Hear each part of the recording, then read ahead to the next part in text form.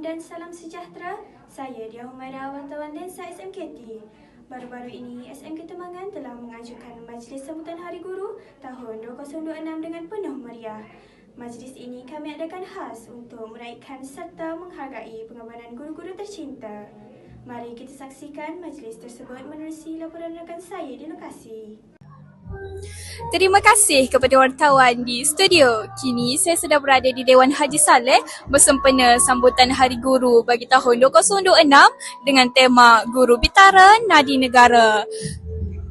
Majlis yang diadakan oleh Kelab Guru dan Kaki Tangga Sekolah berlangsung dengan penuh meriah bagi menghargai jasa dan pengorbanan para guru dalam mendidik anak bangsa. Tanpa guru, merawat, guru berada pimpinan, masih pendidikan.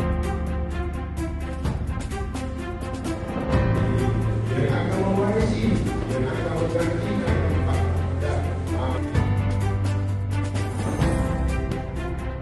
juga umur dan akhlak kepimpinan.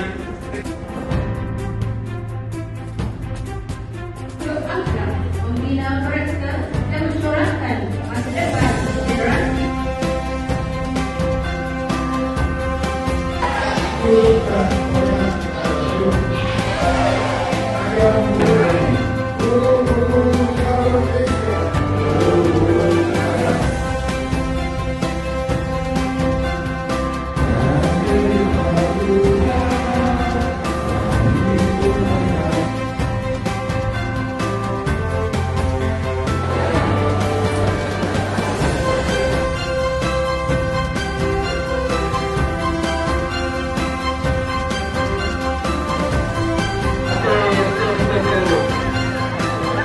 Ada kota okey, tukar ruang ini mulia.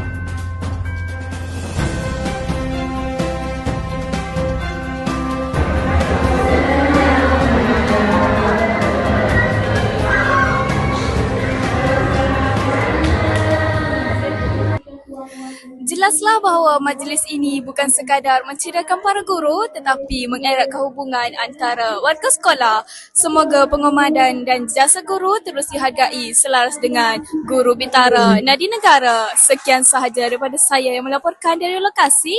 Kita kembali kepada wartawan di studio. Terima kasih rakan di lokasi atas laporan anda sebentar tadi. Selamat Hari Guru diucapkan kepada seluruh warga pendidik SMK Temangan. Jasa cikgu akan kami kenang dan hargai. Itu sahaja daripada saya, Lensa SMKT, wadah informasi, sumber inspirasi.